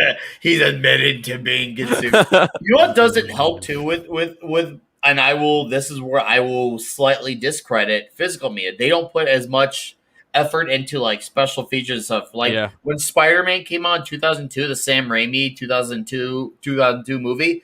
Special features and that shit. Even Daredevil 2003 was a great movie. Every DVD back then. Fuck out of those special features. Yeah. Every DVD back then had like tons of extra shit. Here's a conversation I've been wanting to have with Robert Meyer Burnett and Bill Hunt of the Digital Bits and a few other people, if I could. To explain exactly why this is. And this is actually kind of started from Angry Video Game Nerd video where one of his, what's bullshit videos or whatever it was, where he just went down the top 10 reasons why he hates Blu-ray. And like half of them were just like the same thing twice. And then part of it was like, look, I understand I have the same gripes, but there's a reason for that. And that's why I wanted to get like Robert on and them guys to talk about it, because Robert was one of those guys who used to produce those special features and special editions, and he'll tell you right exactly what the problem is because they went and fired guys like him, and they turned all that shit over to the marketing departments. So on top of that, it was movies like basically when DVD became mainstream enough, it was to a point where most people bought the single disc editions and they didn't pay attention to the special features and crap. But even with the single disc though, you still have things like director commentary on it that you could switch on. Yeah, but he said it basically boiled down to what killed the special editions was Superman Returns, because Walmart did not want to do two different editions anymore. They had just finally gotten past the full screen widescreen stuff. Like they were just starting to phase that stuff out. And Walmart didn't like a higher price point DVD, because initially the plan for Superman Returns was a regular edition, a 2-disc edition, and then a full-blown like 3 or 4 disc Uber special edition. Because like Robert will tell you, he's got like hours and hours and hours and hours of footage that has never seen the light of day. Wow. And I believe it. And basically, so then they had decided that, okay, Walmart only wants 2, and it's going to be a test to see which one sells better. And of course, the single lower priced edition sold a hell of a lot better. So from that point on, when studios like Warner Brothers and all that stuff, they're like, well, fuck this. Like, so why would we spend that extra time, money? Exactly. I so think that's the big part of it. And then the same thing with with the boiled down to the same thing with all the packaging and all that kind of stuff. It's just an extension of that. Yeah, I think that may be one of those things also that's like the whole, this is what separates the normies from the geeks and the nerds. Like the geeks and the nerds, they want to eat up every little inside and out detail of what makes the movie versus the normie who just wants to consume the movie from 90 to 120 minutes and just be done and say, okay, there's my money spent, and maybe I'll rewatch it once or twice a year, maybe. Whereas once again, I watch the fuck out of the special features with 2002 Spider-Man. I remember they had like a rogues gallery thing, and also it was at a time too where they had little hidden Easter egg special features you had to find. Like you had to like click like left, and like it would like show like a big like logo on the screen. You clicked on logo, it unlock a feature. And dude, if they would have actually had people like Robert and that to actually there during the age of Blu-ray to actually R&D this shit. Yeah. Like the stuff that Blu-ray could do compared to DVD would have blown our minds. Right? Yeah. But we never got to see the full potential of it because there was never anybody there to test it out and see what all kinds of fun shit they could do. I remember when The Matrix came out on DVD, people couldn't play the damn thing because it was so fucking advanced. You had to get an update for your DVD player. And thank God we've moved on past that, because now we have digital and it's right to your living room. You don't have to worry about it. Yeah, you watch it. Yeah, but there's nothing else. You can't watch 5 hours of the making of Lord of the Rings on digital streaming. I wouldn't want to. It was hard enough to get. I still haven't finished 5 hours. I haven't finished the Return of the King. I hear it's good. I got through like 2 of the endings, not the other 3. But I wouldn't want to watch another 5 hours of that shit. Oh, I would love nothing against Lord of the Rings. Nothing against Lord of the Rings. But I'm just saying, like, my favorite moment of bonuses is when Samuel L. Jackson is doing the commentary for Deep Blue Sea, and when his part is up, he just gets up and he leaves the room. He's like, "Well, I'm out." He's done. Like, well, I left the movie, so I'm leaving this place. Yeah, it was so great. There's Air Force One, y'all. Yeah. Air Force One. Yeah, we're Air Force One. So Matt, why don't you send off on your thoughts? Yeah. We had pretty much let off all our thoughts. Tom was kind of iffy about, but to be fair, he hasn't seen it in a while. Might consider rewatch it. Quarter Black here saw it for his first time ever. Oh, wow. Yes, I bet you already knew the line, though, didn't you? I bet you already knew the. Well, look, it was only in every trailer at the time. It's all over the internet. It's such a drop off from what we have been watching. Like, because what did we watch last? Before this, Predator, right? And then before that, it was something epic. And then like Air Force One just feels like kind of a drop off of earnest. You know what I mean? Does that make sense? Or is it like Harrison Ford? I love, but he doesn't have that toxicity that we look for here on Tuesday nights. he's too much of a grown up. You know, like there's Very adult. I- Yeah, I guess thought that's true. Yeah, He very was adult. adult, sure, but he had some seriously badass moments. Once again, with Of the Metal course. Gear moments, and of course the classic line, him cutting through a blade to get out of like the tape around the duct tape around his hands, dude. That shit's uber testosterone to get out of Let's that be shit real. This to is one of fight the back. most badass roles aside from Star Wars and Indiana Jones that Harrison Ford has ever really had. I mean, what other movies can you The think? was of? like- he was Fugitive, 55. Blade Runner. He was Well- 55 when they made this, I mean, in that, which is era, crazy. I didn't believe it. Like, I was like, what? No, there's no way he's 55. He was 55. Yeah, He was kicking ass Probably out did there. this. People Yeah, forget he how old he was in Star Wars. He was already 30 when he made Star Wars. Yeah. This movie is has a little bit more action than The American President as far as president Are you movies go. kidding? Like it's just not that good of an action movie. It's a good movie. It's fine, but when you compare it, but when you're going to sandwich this between, you know, Con Air and Predator and all of these other great movies, like it doesn't hold up. It doesn't. I mean, just because it's in a plane, I get it. All right, The now I gotta stakes watch are this high. movie again, just to The prove stakes are Mad high. Mardigan wrong. But because there isn't a plane. I don't like watched like his negative attitude. Bold Jamie. Recent. I've watched Get the hell Bold off Recent. I'm gonna make an argument that it This does is Toxic have- Tuesday. God damn it, we don't need that kind of attitude. the majority of the stakes in the what's going to happen is because it takes place in an airplane. If it wasn't Yeah, at 30, and that if it wasn't at airplane is 30,000 feet, it would be everything. nothing. That airplane is fucking everything, man. Because That's right. it That's all it builds the relies tension on. because you're in the freaking air. That's Yeah, the same it's way so speed high, yes. builds the tension on a bus because you're on the speed. All it takes is for a body to slide out, like we saw the lady in Speed who fell over and got ran the fuck over. Here's the difference: It's- they got it's- off the bus and the tension was still high. In this, I know this tension still because you had the wife and you had the daughter. You had Oh. his remain. But once again, how you feel about those characters it's not relevant. It's just For women in they general. are the. How did I get on this episode as opposed to some of the other ones? I'm just curious. I know. Oh my god! 'Cause literally, all the other ones you've named, other than Commando, I have seen recently. Like, Well, yeah, no, we had Script Doctor on here, Tom, for Commando. That was a blast. I That have was not seen Commando in so fucking. He's long, Canadian. dude. That's the only one that you guys. That's all you have mentioned, to though, say. so He's far. Canadian. So what's the next one you got planned then?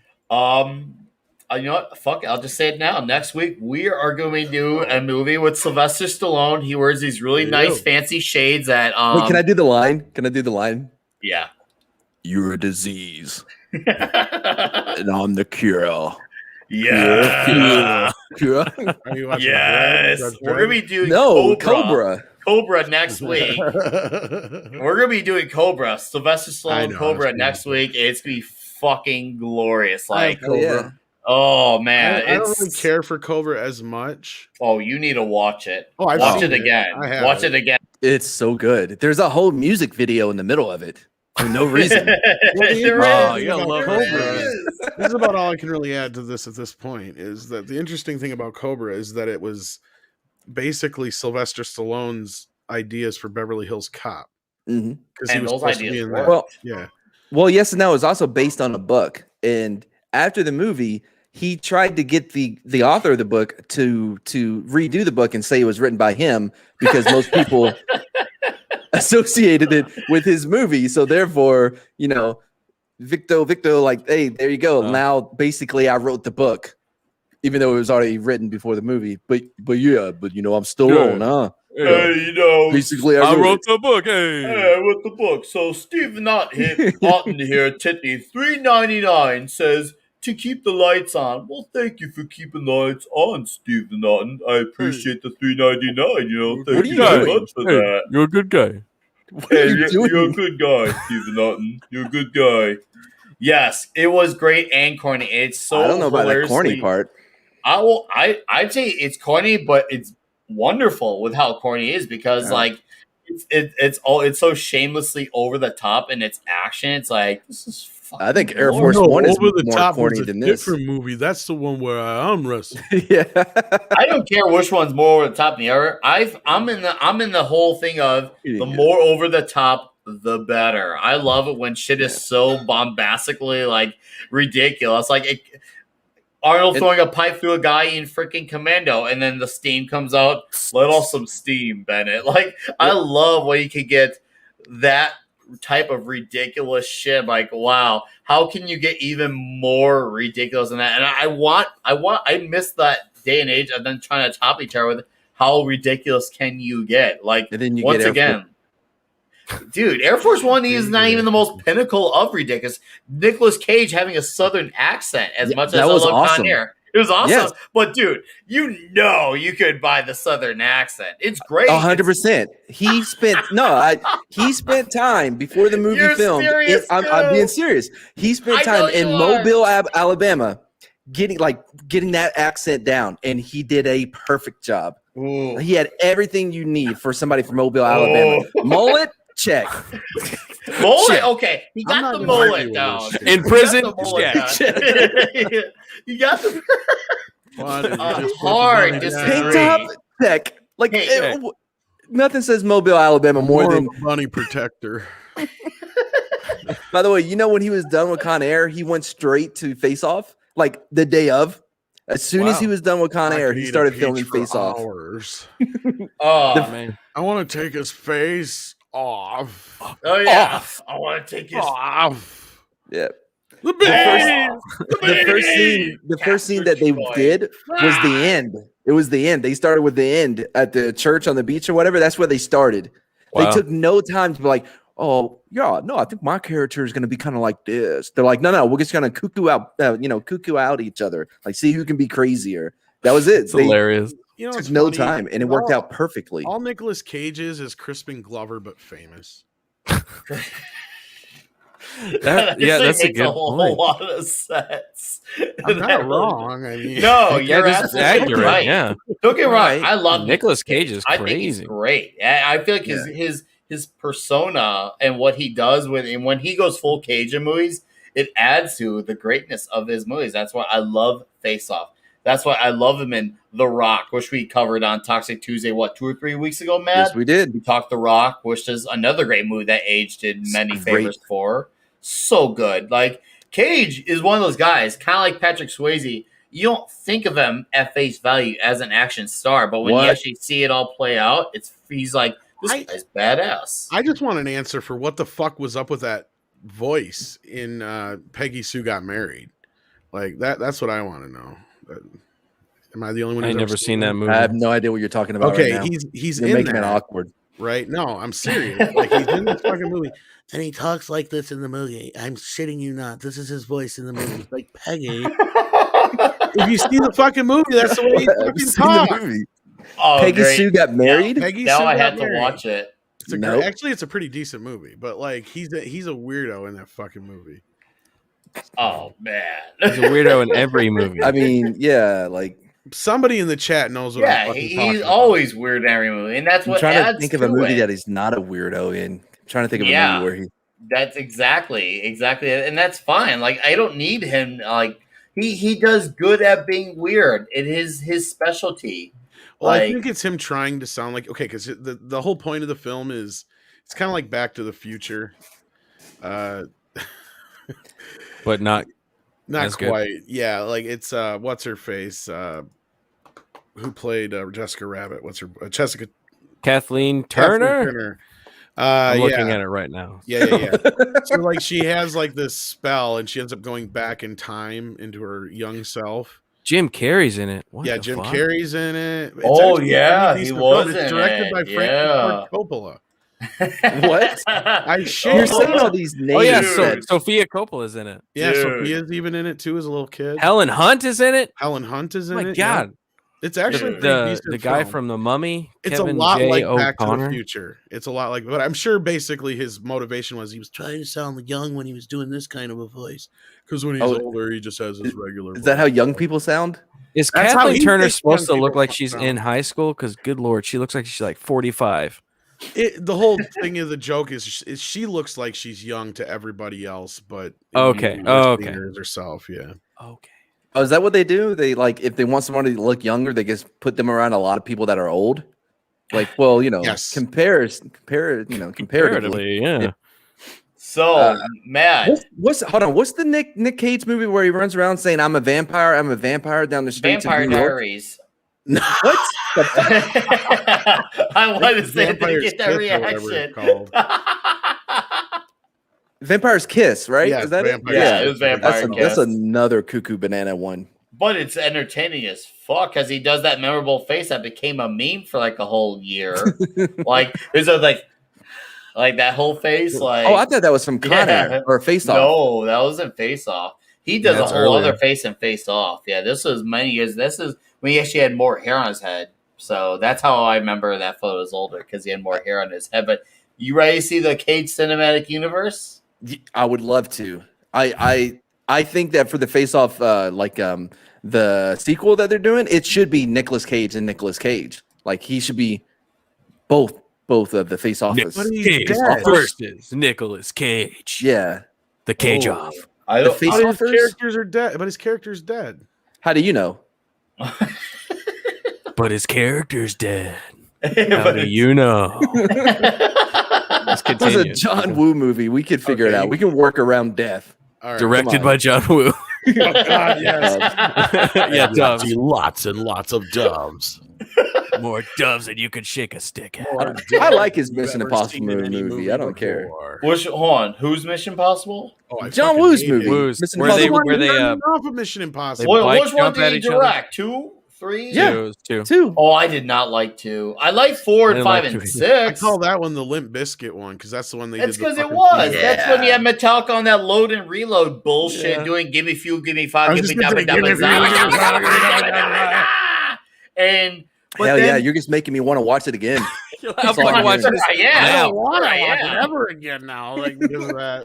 Oh, Limp Bizkit. I forgot they did the song for it. Hell yeah. dude, Oh, that God, was when that Fred ass. Durst was he was doing it all for the Nookie and Britney Spears. I'm like, that movie is more about that was at the time where they actually made a song for the movie and they had like Yep. a lot of the music revolve around the soundtrack or revolve around the movie. As Like they should. Yeah. which I do agree. I do agree with you on that, Matt. We talked a little bit about that earlier. Like the music has definitely lost its impact. We were talking about that with Air Force One. Air Force One did emphasize on music very well and how the scene should make you feel, whether it was an intense moment or a patriotic moment or even like a whoa crap moment. Like Air Force One did that so well with all its scenes. And we're lacking that in a lot of those movies. And oh boy. Well, I think now because a lot of times they use it to try to manipulate people, like especially with the Disney trilogy. There's this dude on YouTube somewhere. I'm not going to tell you who he is. I can't remember, so you're going to have to look him up. But he goes over the whole thing about how like the way they use the music, it's specifically to hit you in the nostalgia and the nostalgics. You know, like they'll use Luke's the twin moons of blah blah blah nerd talk. And then they'll use that song, and then they'll put it over here in the trilogy with Rey to make you seem as though you're supposed to be rooting for her, even though she's a cunt, kind of a thing. Yeah. Mm-hmm. Mm-hmm. I don't know the dude's name on YouTube. Look him up based on what little information I gave you. You'll have to tell me on the private chat of the messages because I actually I don't literally have remember. no idea who you're talking about. I don't either. That's But- the thing. But that all said, so as what's her face, Grace Randolph would say, so. Oh my god, we Tell me sing what that you shit want. What you together. really, really want. Air Force One. Where does it stand for you, Quarter Black? If you want to rate out of 1 to 10, where does it stand for you? I'd say like a 7.5. Okay, 7.5. So Yeah. good, but kind of missing off on great then. Not S tier, but it's like it's up there. It's pretty good. Okay. I'm gonna go a bit higher, not 9 high, but I'm gonna go with 8.4 because I feel like it's great. Wow. I feel like once again the cast is there, the music is there, the tense and the suspense is all there, and I feel like the idea is very simple and conventional, but its execution is what delivers. I feel like that's what makes up for it, and I feel like the only thing that's aged badly is some of the CG in some of the scenes because, as we said earlier, it looks like PS1 and it's N64 graphics, and maybe you could have used a little backstory. But that's the thing, though. When you take movies that are surrounded by a setting, you don't look into too much backstory on our characters. It's usually around the main hero. That's the only character we get some idea of who he was. Hence, Harrison Ford being in the military, yada yada, being the president. Like, it's not really about the backstory. You kind of gotta keep that little alluding to the mystery there. This movie does that. So for me, I'm gonna go 8.4. I really do stand by that, and and it's not just because nowadays some movie is intersectional or feminist or woke. I enjoyed it then. I still watch it earlier. I still got excited by it today watching it. I do feel that way, and I mean, I'm guessing where do you stand on that one, Mr. Mad? Are you going to be in the 6 or the 5? Well, here's the deal. I'm going to give it my lowest rating that I have on this show. That's fine. To date. Go for it. And it's only going to be this low because, again, it's still not intersectional because I do grade mine like that. Like the least amount of women as possible, all the good things like that. So I'm going to give it a 9.0. Oh, stop. That's my lowest. That's my lowest Go rating yet, guys. lower. That's my lowest rating I'm yet. telling you to go lower. 9.0. And the only reason it hits that 9 because 9.0 out of what? out of 10. Oh, wow. This is the lowest it's been. And you were saying it's you're because- coming on, you're shitting on the movie and shit. I Coming am. in That's hot why is it's so like low. It's a 9.0. Oh my god! Like, listen, the last 2 or 3 have been like 9.8s. I just all of can't them. with you. 9.0. And the only reason it gets above that 8.9 is because of Get Off My Plane. That's the one thing that lifted Get it off in. my plane. Keeping the women as in the background as much as possible, as we all love. Yeah, but there was the scene where she had the gun to her head and she hid it away. Ugh. So, Tell me about it. It lost so Might many have to points drop- for that yeah. one. Yeah. I tell you, I don't know. But then again, earlier in the movie, he did shoot that lady. So Hell yeah, it dude. gained some points for that. It was a 10. It was a 10 out of 10 when he shot the lady. I'm here at like a 9.5. Oh, went up to a 10. Oh no, she saved herself. It's back down. There's another woman talking, bringing it back down. All right, man. Get Lady off Vice my President, screen. come on. What is this? Get Yeah, off that bothered me the most. Like, come on, man. Are we not even gonna try? Glenn here? Close. Like, God, man. You're killing. Wow. I'm so glad you came on. I'm so glad you reached out to me. Gotta bring the toxicity to All toxicity. right, he brought the toxicity. if I didn't, you girls in here would be talking like, well, the women were really strong. Like to see a vice president that was a female at this point is so empowering. It's so empowering. Female vice president, indeed, yes. We should see more movies like this, Nick. Yes, I agree. I'm with you on that one. Very No, much. fuck that shit. Keep them out. Put them in the fridge. Fridging is the greatest term that's ever been invented. Zip it. Oh my god! All right. Anyways, Tom, where do you stand I'm gonna on rate one? this I know it's been a movie- while, but go ahead. I'm gonna rate this. Yeah, pending a rewatch. I'm gonna rate this movie. I'm gonna give it on a scale of 5 diehards. I'm gonna give it a 3. 5 diehards. Okay. That's actually not shabby. You're yeah, giving like, more the credit. comparison, Fair. like, okay, so like Die Hard 1 is a 5 out of 5 diehards. So this is like a 3 out of 5 diehards. Okay. Speed is like a 4 out of 5 diehards, right? Under Okay. Siege is more like a 2 out of 5 Right, diehards. right. Here, this is right in the middle. This is, like I said, this is one of the better of the Die Hard ripoffs. So Oh, dude, your fucking rating system is a headache. Because now I got to remember. Wait, which Die Hard was the 5th one? Was that the PG-13? I didn't say anything about the 5th Die Hard. I said, okay, Die Hard 1 is the only and is 5 out of 5 Die Hards. That's the Ooh. scale here. Die Hard 3, dude, is a close 5 out of 5. That is a 5 out of 5 Die Hards. Was it too much diversity for you?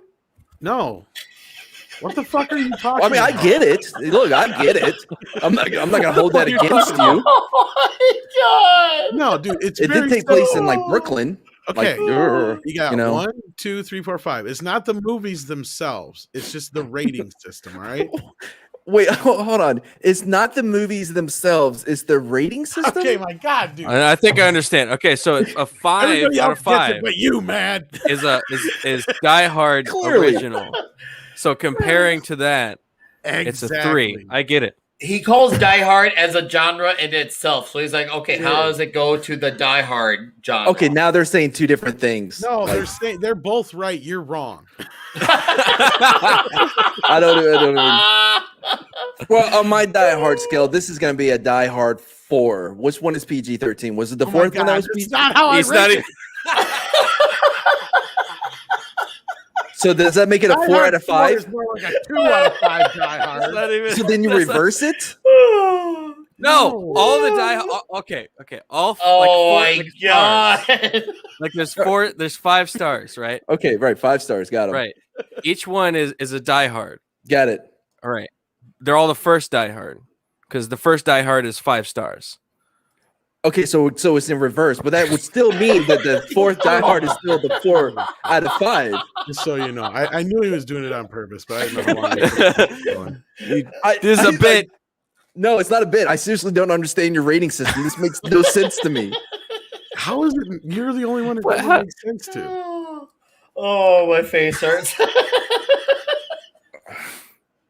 Anyway. End of discussion. 3 out of 5 Die Hards. Decent film. Totally fair. 7.5. 3 out of 5 Die Hards. That's our scores. Next week, Toxic Tuesday. Me and Mad Mardigan and whoever else. I know we got Mark D with a C. He'll be rejoining us for Toxic Tuesday, and whoever else wants to come back on or come on for the first time. So in case there's a streamer listening, we'll be talking Cobra, Sylvester Stallone. It's going to be Hell yeah. great. It's going to be fucking glorious. We're going to talk shades and guns, and it's going to be shit like you've never seen before.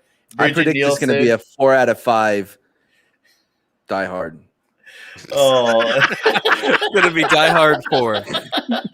No. Cobra's on a completely different scale. See? Oh, fuck you. Oh, No. no, now you're starting a whole There time. we You've go. lost me. No, see, because see, Cobra's on the scale of like Dirty Harry's. See? Oh, I would say Rockies. That would make like no, it's What? Cobra. my Yeah, God, Cobra you're is- right. I don't see Cobra Vigilante and Dirty cop, Harry in man. the same. I He's see a Cobra as a vigilante Rocky cop. 3. It A starts 3 out of back 5. with Dirty Harry. He's the original vigilante cop. So every vigilante cop movie after that. Is it though? Wait, It wait. is. But how is Air Force One on the Die Hard scale? One, Because he's not a it's Die cop, Hard in a Because it plane takes with place the on a president. fucking plane. but he's the president. Oh my Was God. Was that the scaling? Just because he was in a plane? Because it was Do I the have one to set. explain everything to you like a child. I mean, I thought it was like quality of the Die Hards. Oh, No. That's what makes it No. confusing. So it has nothing to do with the Don't actual worry, Die I Hard. probably Yeah. will be on the next episode. oh yes. 5 star. All 5 right. stars. So I think we all Cobra know gets what 2 out of 5 Dirty Harrys. I I'm think lost. it's safe to say I Cobra is didn't going see to be the a second one. kick-ass Beverly Toxic Hills Tuesday Cop, next though, week. on the other hand, gets 5. What out if of something 5 is a Dirty better Harrys. Dirty Harry than the original Dirty Harry? Ah, What aha. happens if that? Oh. Wait, so can I not use Rocky? Like, Rocky is its Oh own my thing. God. no, well, like Cobra is That's a like Rocky that's a 3 sport. out of 5. There's not like a bunch of boxing movies to compare Rocky to, right? I believe there is. Let's see. Well, yeah, Cinderella Man. I would say it's a Rocky 2 out of Gladiator. Ali. Cuba Gooding Jr. Ali. yeah, but That's see, right. Yeah, the Cuba Gooding Jr. one. a shit ton, Play though. It to the Bone, where Woody Southpaw? Harrelson. Yeah, Southpaw. Oh Yep. yeah, was- yeah. Southpaw. That was solid. Yeah. You guys I Am forgot Raging Phenomenon. Raging Bull. Yeah. I think it's safe to say that Chad's excited for Cobra next week. Yeah, I would actually agree with that as far as Commando goes, because you got the right leading actor, you got the insane amount of action, you got the like one-liners, you got all the over the It topness, is and very it's much so super 80s. Like it's got a good soundtrack too, dude. I want a fucking vinyl of Cobra. I would buy a vinyl of that shit. in a Remember heartbeat. Gladiator? Yeah. Remember Gladiator, the Cuba Gooding Jr. 80s one? Yeah. Yeah, that was a yeah, good that's a one. great movie too. Yeah. Yeah, Oh, great movie. Okay, this is important. Very important. Shit, what was it? It was very important. Never mind. So important. Sorry, so I lost important. It was my point. All right. Warriors. 5 out of 5 importance. So next week, Die we're Hard talking 4? Cobra. Yeah. It's gonna be great. Hopefully, we'll have Matt will be here. Me, whoever joins us, it'll be great. It's be excellent. We're gonna plug in. We're gonna plug in the channels now. So Well, I have the answer to what happens if something's better than the original, because like Yeah. Tombstone gets 6 Go ahead. Silverados. 6. Wait, I'm sorry. What does? We were almost out. He was in the outros. You brought us back in. Yep. You brought us back in. Oh, you're talking about Godfathers. That's a whole nother. Oh, okay. So here's That's the thing. mobster movies. There's the Right. Goodfellas. There's a Casino. That's kind of Exactly. mobstery. Goodfellas. Oh, Casino is like 100% 5 mobstery. Goodfellas. So like the Goodfellas is like 5 Godfathers. So, yeah. Yep. All right, Mad Mardigan. Really confused with that space. Plug in your channel. What do you got going on in the next few days? Oh, next few days I ain't got shit going on. Oh wait, no, I do. Oh, yeah. Tomorrow's. No, sorry, I forgot. Tomorrow's Wednesday, so we'll be doing Street Smarts. We will be watching. He doesn't. Hang I on, don't it's even important. remember. No, it's important. Oh, we're gonna be watching the second half of Infested with the Pink Power Ranger and like other people you've seen before. By the way, dude, the Power Rangers, they have had a really bad run. The Black Power Ranger was arrested, which nobody said that he would be the first when we were talking about this, but he was. Recently? Billy, I don't know if recently, but Billy was arrested. The blue one, the red one Is was that like the one that murdered killed a someone. guy with a sword? Yeah, somebody killed one of them with a sword or some Hot shit. damn. Like, whoa. Anyway, that has nothing to do with what we're watching tomorrow whatsoever. Hey, But- that's some badass Just shit. interesting trivia. Just yeah, If you're gonna go out in style and kill a Yeah. motherfucker with a sword, right? yeah, exactly. Well, the edited version of because there were some boobs that popped up. We did not know, we were not prepared for boobs when they popped up on our screen. So you never know what you're gonna see on Street Smarts. And 1/4 Black Gareth. He's gonna be a guest very soon. We're in talks with his people. Yeah, this like just how happened. people talk to your people. Yep. I think I'm off to a good start. I didn't get messed up on his name or anything. As the two minorities on this panel, I feel like we were the closest. Yeah. I think we bonded. Yeah. Well, I myself was black adjacent. My stepdad was black. Therefore, There basically, you go. That makes you you, go. That's absolutely enough. not black at all. It does. It black adjacent. It's a real thing. There is no black Jason. I don't know what you're talking about. My first cassette was Digital Underground. You can't If fake there was that. a black Jason, that'd been a way different movie. Man. All right, Tom. I just want to say thank you for Now I joining. want to see Black Jason. Yeah, right. you wouldn't have caught him at no outdoor fucking camp. Okay. Black Jason don't fuck around. He would have When been. He he would have comes been to running. town, heads be chopping themselves off. He would have been running. He would have been running with the campers if he heard a noise. Because Oh hell no! All right, Tom. It's been fun. It's been Look, very fun. Thank you- you for coming on. You're very welcome. I wasn't so sure if I had anything to add to this. I was kind of surprised by the invitation, but when guys like you and Garrett are around, I want to be there. I didn't know Mad was going to be here, so I apologize.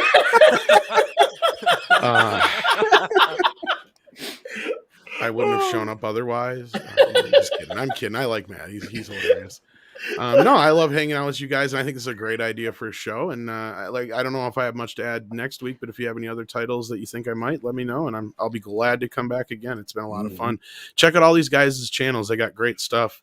And Garrett is criminally undersubbed. I keep saying that for a reason. who? Quarterback Garrett, the black guy Oh, that's here. What are sorry. you fucking talking about? My God, man. Thanks, Tom. You didn't say the title of it. Not the title. What would you call that? Like your title? You're like, you know what I mean? It's like if you were Garrett. Everybody uh, knows who he Moniker? Is that your what- moniker. Yeah, is that Yeah. it? With the Yeah. like, I don't think I've ever heard anyone refer to you just by your name. It's always Honestly, You know. though, look at it this way: of all the people we have, You know. on here, Who the fuck do you think I was talking about? No, I suffered I suffered a traumatic brain injury This when I is was in why the war. I put up with That's him. why. I feel sorry for him. And I As you love should. him like a little special kid, you know. Yeah, I'm okay with that. You know, just like that little cousin you can't get rid of. All right. So yeah, Tom, what, No, I what do you love got? all you guys. Yeah, hey, I'm glad you came on. This has been full. What do you got going on next few days? I know you got Thursday meet. What else is going on in your well, world? we got Cameron coming on in the morning tomorrow, so that'll be fun. Cameron Pasha, Ooh, so. Nice. Other than that, Excellent. that's the latest news on what I've got going Wait, on. I tuned out for a second. Who's coming on? Like, I'm not trying to be mean. Suzanne really Summers. Oh, Suzanne shit. Summers. is Whoa, gonna be there. Suzanne Summers. do I know that person? For God's sake, man. You're not that old, young, are you? You're a little older. Suzanne than that. Summers. Suzanne Summers. Suzanne Summers. Wait, You from Wheel of watched Fortune? enough of that after-school special shit. You had Wait. seen one with Wait. Suzanne Summers in it by now. The Wheel of Fortune, right? Oh, Oh wait, no, she was a that's twin. Vanna White. She was a twin. Will it right? She was a twin. Three's Company. Oh. No, that one. No, The no. twin one. She was a twin All in the movie. All right. Twins get it done. Hey, Uh, what's up? Quarter Black, you know what to do. Thanks for having me on, Nick. It was awesome. Oh, no It was problem. It was a blast having a. I can't see you currently right now, so I assume that is you, Nick. No, It was great to hang out with everybody and talk about Air Force One. And somebody finally made me watch the movie because I had never watched it before, so that was good.